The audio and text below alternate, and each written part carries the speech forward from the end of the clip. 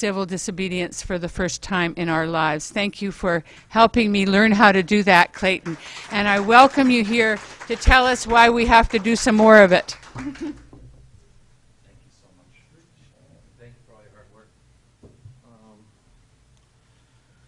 hard work. Stuff my coffee right there.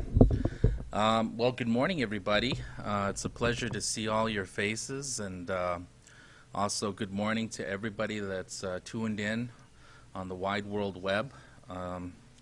It's a real honor and a pleasure to be invited to address the Unitarians and to talk a little bit about our common and shared struggles and why this is such a critical moment in time, an exciting moment, but also a very precarious moment, and one that requires the greatest of commitment, the greatest of humility, the greatest of strength, so that we can protect, you know, those beautiful connections that each and every one of us, I hope, have experienced with the sacredness of Mother Earth, so that we can protect that for future generations.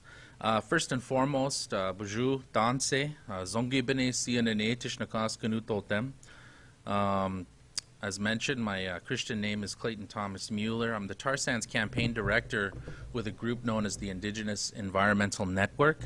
And we're an Indigenous peoples organization based out of the United States, with office here in Canada, up in Alaska, and throughout the lower 48 U.S. And we've been around since 1990, and our sole purpose and objective is to fight to protect the sacredness of Mother Earth from toxic contamination and corporate exploitation.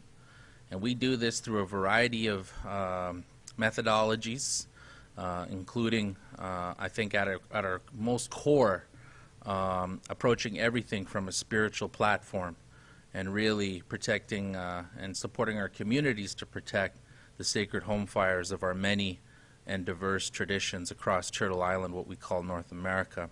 I too want to take an opportunity to recognize the territory that we're guests in here, including myself here in this Algonquin territory. I'm Cree from Northern Manitoba originally, and you know, living here. My sons were born here, so I do feel like I'm a part of it now. And you know, my sons are rooted up in those Gatineau Hills through ceremony after their birth, and so it's a second home to me now. So, but I do always take the time to acknowledge where I am. And so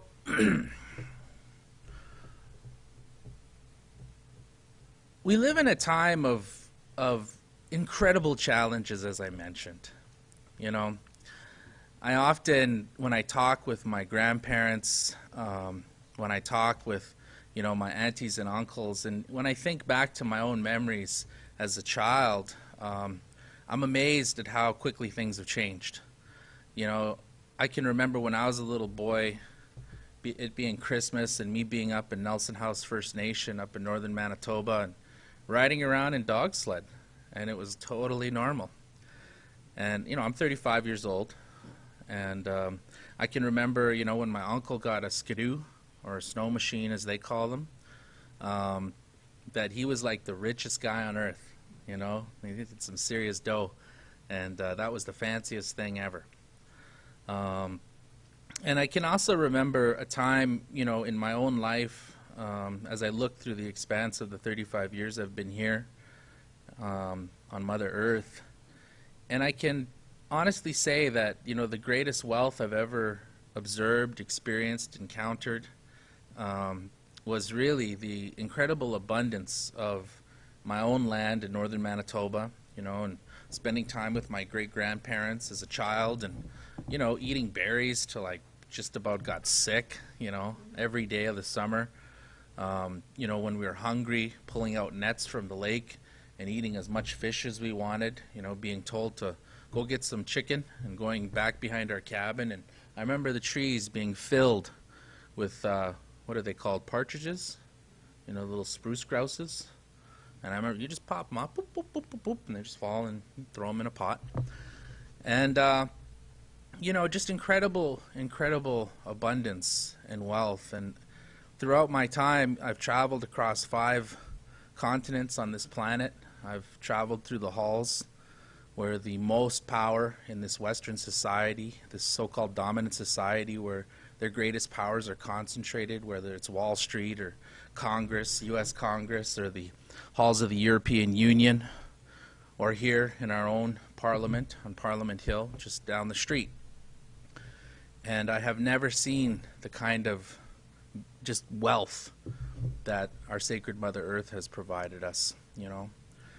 And over the years, you know, as my own family went through a process of encountering systemic racism and all the barriers that Native people face in this country that to many are invisible, you know, we went through our own process of becoming disenfranchised, of getting taken away from our land. My mom raised me in the city of Winnipeg because of education opportunities and because she didn't want me growing up on the res where there was a lot of socioeconomic challenges. But in the end, you know, we still faced a lot of hardship growing up in the inner city of Winnipeg. Different kinds of hardships than faced on the res, but still dispossessed from our land nonetheless.